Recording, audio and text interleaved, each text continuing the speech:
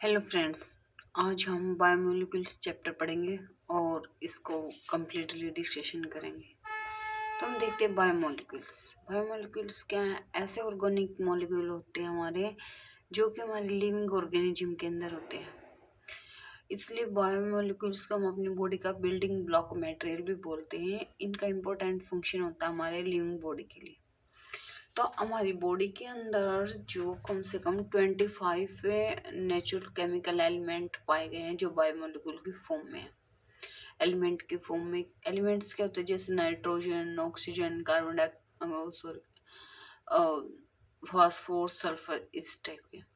जो most element हैं उनका लो एटॉमिक नंबर है। लो एटॉमिक नंबर 1 to 30 होंगे almost.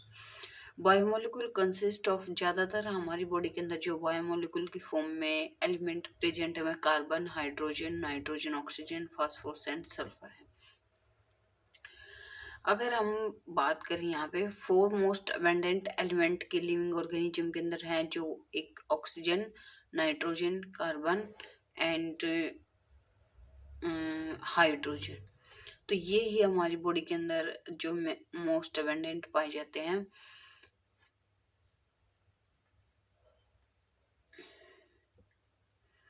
Carbon, oxygen, nitrogen, hydrogen हो गया, और कार्बन। कार्बन के अमाउंट सबसे ज़्यादा है। तो ये हमारी बॉडी का ऑलमोस्ट मास सिस्टम बनाते हैं, पूरी कोई भी ऑर्गेनिज्म हो गया। और बायोमोलिक्यूल सेल के अंदर ज़्यादातर कार्बन कंपाउंड्स होते हैं। तो जो मॉलिक्यूल मोस्टली होते हैं वो सारे कार्बन कंपाउंड होते हैं। Account for more than half of the dry weight of the cell. Covalent bonding होती है कार्बन एंड अदर एलिमेंट। जैसे कि कार्बन हाइड्रोजन के बीच में जो हमारा एलिमेंट बना होगा, जैसे कार्बोहाइड्रेट भी बना है, उसके बीच में कौन सी बॉन्डिंग होगी? कोवलेंट बॉन्डिंग होगी। लार्ज नंबर ऑफ कंपाउंड बने होंगे। जो बायोमोलिक्यूल के डेरिवेटिव हैं वो ज़्यादातर हाइड्रोकार्बन्स होते हैं। हाइड्रोकार्बन जैसे कि हमारे कार्बोहाइड्रेट्स, सेल ग्लूकोज, ग्लाइकोजन, हमारे जितने भी फ्रक्टोज जो भी प्रेजेंट है मोस्टली क्या हाइड्रोकार्बन ही है। हाइड्रोकार्बन का मतलब जो कार्बन और हाइड्रोजन से मिलके बने होंगे। हाइड्रोजन एटम में भी replace by variety of function group, different family of organic compound. जैसे कई कई में क्या होता है कि जो हाइड्रोजन को रिप्लेस करके कोई दूसरा फंक्शन ग्रुप लगा लेते हैं। जैसे हाइड्रोजन को रिप्लेस किया और यहाँ पे फंक्शन ग्रुप हमने एच लगा देते हैं, हमारा एल्कोहल फॉर्मेशन हो गया। तो typical family of organic compound में हमारे अल्कोहल, हाइड्रोक्सिल ग्रुप, अमीन। अमीन अगर हमारा NH2 अमीन ग्रुप लग जाएगा तो वहाँ पे हमारा क्या हो जाएगा? अमीनो एसिड फॉर्मेशन हो जाएंगे। कार्बोनिल ग्रुप है तो कार्बोक्सिलिक एसिड बन जाएगा हमारा।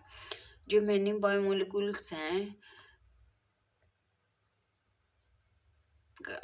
have more than which have carboxylic group, many biomolecule fully functional होते हैं।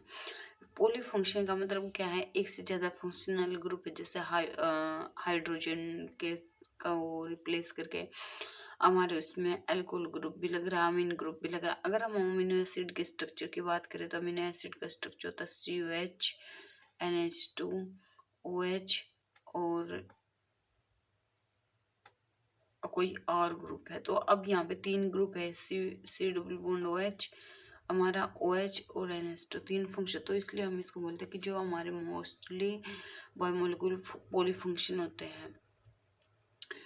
तो जो हमारे कुछ हम इन्होंने बायोमोलिक्यूल्स के नाम दिए हैं, जैसे sugar, fatty acid, amino acid, nucleotide constituent, four major of biomolecule in the cell. ये बड़ी इंपॉर्टेंट लाइन है कि जो हमारे शुगर में मतलब ग्लूकोज लगा लो, फैटी एसिड में हमारे जो भी लिपिड्स आते हैं, अमीनो एसिड, न्यूक्लियोटाइड्स में जो DNA RNA वगैरह के जो मेजर अमाउंट है। Many biomolecule found within the cell. Macromolecule है जिन मोलिक्यूल का साइज काफ़ी बड़ा होता है, हाई वेट होता है, ज़्यादातर पॉलीमर की फॉर्म होते हैं। जैसे कि हमारा सेलुलोज है। सेलुलोज जब हमारे ग्लूकोज के बहुत सारे मोलिक्यूल ऐसे कंबाइन होंगे तो हमारा पॉलीमर की फॉर्मेशन करेंगे, जिससे हमें सेलुलोज बनेगा।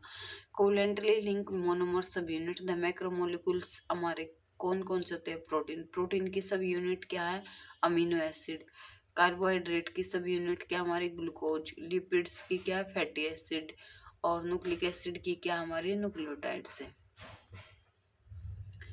तो अब हम नेक्स्ट देखते हैं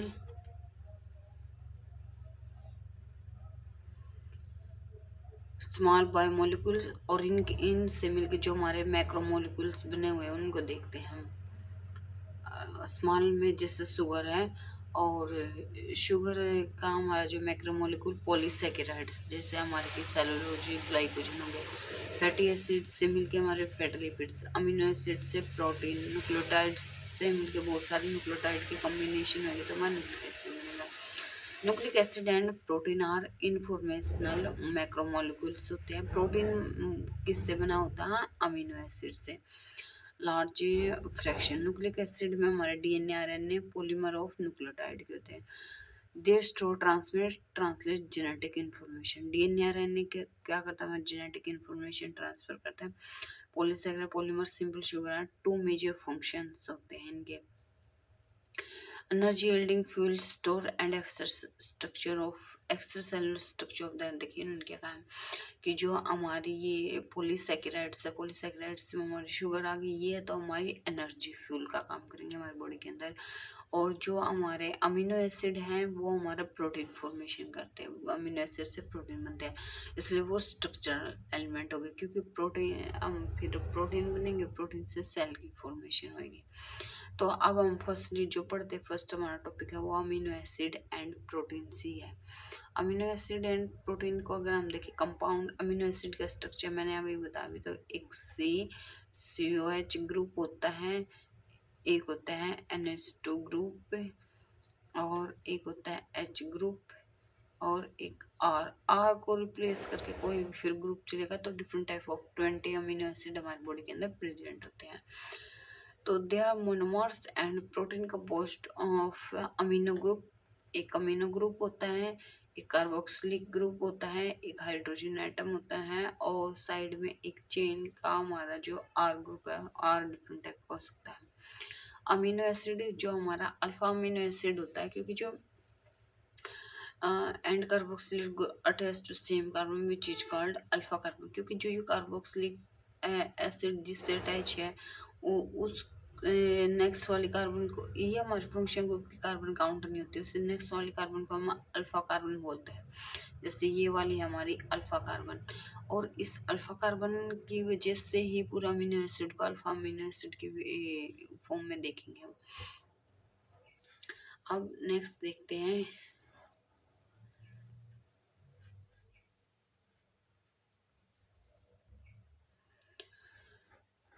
alpha carbon respect to side chain group.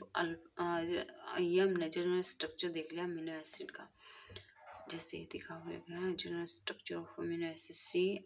सी है ये अल्फा कार्बन, COH होगा, ये हमारा NH3। देखो अब तुमको लगेगा कि यहाँ NH3 कैसे आया, तो ये एक्चुअली जो ये कार्बोक्सिलिक एसिड है इसी का H रिप्लेस करके यहाँ इसको NH3 को दे दिए, जिसको हम ज्विटर आयन बोलते हैं। ऐसा आयन जिसके ऊपर पॉजिटिव और नेगेटिव चार्ज प्रेजेंट होता है। देखो ये नेगेटिव चार्ज है और ये पॉजिटिव चार्ज है, इसलिए स्ट्रक्चर हम ज्विटर आयन बोलते हैं। Structure common to all aspect one of alpha amino acid, और ज़्यादातर सारे अल्फा अमीनो एसिड होते हैं जो आर ग्रुप साइड चेन का अटैच है, और डिफरेंट अमीनो एसिड की अगर आर ग्रुप डिफरेंट है तो different type of amino acid की फॉर्मेशन हो जाएगी हमारी। फर्स्ट जो सिंपल अगर हाइड्रोजन अटैच है तो उसको हम ग्लाइसिन बोलते हैं, जैसे कि ये है सिंपल आर ग्रुप की जगह पे ये हाइड्रोजन अटैच है तो इसको बोलेंगे हम ग्लाइसिन। और ये लाइसिन का स्ट्रक्चर है। लाइसिन में क्या है, जैसे ये तो कॉमन ही है, H भी है, C ग्रुप NH2 ग्रुप, ये स्ट्रक्चर एक्स्ट्रा आर की जगह पे अटैच है, इसलिए उसको हम लाइसिन बोलते हैं। Alpha amino acid both amino group carboxyl attach to same carbon atom. Naturally occurring amino acid found in protein has structure differ from amino acid. This compound amino group attached to carbon alpha carbon called alpha. देखो ये first जो ये carbon carboxylic group से attach है इसको हम alpha, फिर beta, gamma, del, फिर आगे हाँ बोलेंगे इसको, इससे अटैच है। Amino acid can act as acid और बेसिक दोनों का भी यूज करता है कि जब हम अमीनो एसिड को वाटर के अंदर डिजोल्व करते हैं, सॉल्यूशन की फॉर्मेशन करता है और जिससे हमारा ज्विटर आयन बनता है। ज्विटर आयन का मतलब है इसमें ये क्या करता है, NH2 ग्रुप कार्बोक्सिलिक का H पॉजिटिव आयंस ले लेता है और जिससे हमें ज्यूटर आयन की फॉर्मेशन होती है। अगर जब ये प्रोटॉन डोनर का काम कर रहा है तो ये एक्ट एज एसिड है, और जो प्रोटॉन रिसेप्टर का काम कर रहा है वो बेस है। तो अमीनो एसिड एक एम्फोटेरिक मॉलिक्यूल, क्योंकि इसके अंदर प्रोटॉन का दे भी रहा है और प्रोटॉन एक्सेप्ट भी कर रहा है। जैसे कि अगर हम देखें ये NH2 से NH3 बन रहा है, इस कार्बोक्सिलिक ग्रुप का इसने ये H ले लिया, तो एक H डोनर है, एक H रिसीवर है। Similarly, low concentration of hydrogen ion amino group loss its proton. जो H पॉजिटिव आयन देते हैं उसको बोलते हैं हम एसिड, एंड जो H पॉजिटिव आयन एक्सेप्ट करते हैं उसको बोलते हैं बेस। और charge on the molecule is negative. देखो इन्होंने दिखाया है इंटरमीडिएट pH पे नॉर्मल है ये हमारा, ये कार्बोक्सिलिक ग्रुप हो गया, ये NH3H ग्रुप है। अगर ज़्यादा pH आई है तो हमारा क्या हो जाएगा RHCO नेगेटिव, तो ये नेगेटिव रह जाएगा। और अगर हमारा pH कम है, लो pH वैल्यू जैसे pH 0 है, P1 है, 2 है, तो ये क्या हो जाएगा ज़्यादातर एसिडिक बन जाएगा हमारा, कि H पॉजिटिव डोनर का काम करेगा। तो जो acid base behaviour of amino acid solution at low pH पे पॉजिटिव चार्ज स्पीसीज है, प्रीडोमिनेंट है। जैसे pH करेगा धीरे धीरे इंक्रीज करें, इलेक्ट्रिकल न्यूट्रल भी है जिसको हम ज्यूटर आयन बोलते हैं, और फिर बिकम प्रीडोमिनेंट, और जब हायर pH गई तो नेगेटिव चार्ज स्पीसीज प्रीडोमिनेंट कर गई यहाँ पे, ये NH2 RCO negative. Thank you for watching this video.